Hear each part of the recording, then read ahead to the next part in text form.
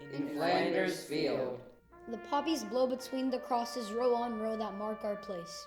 And in the sky the larks, still bravely singing, fly. Scarce heard amid the guns below. we are the dead.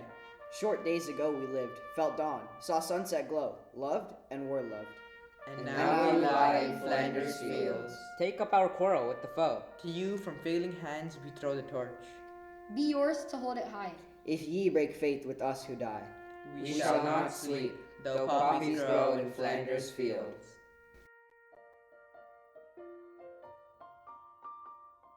McCrae's poem, In Flanders Field, remains to this day one of the most memorable war poems ever written. It is a lasting legacy of the terrible battle in the spring of 1915. Here is the story of the writing of that poem. Major John McCrae was a doctor who had seen enough suffering to last him a lifetime.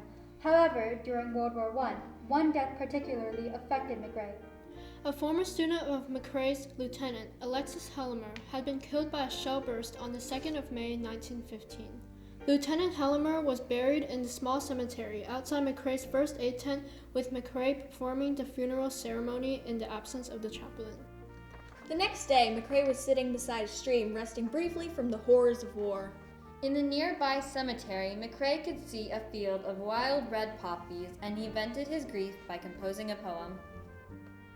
Sergeant Allenson, a 22-year-old sergeant major, was delivering mail that day when he spotted McCrae, who looked up without saying a word and handed his pad to him. Allenson describes how he felt reading the poem.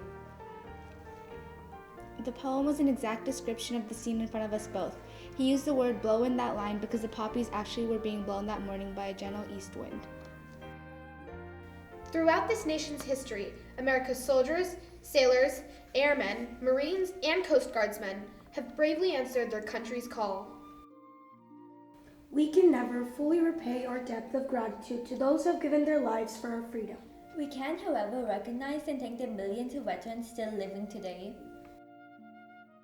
The following words are inscribed on the Korean War Memorial in Washington, D.C.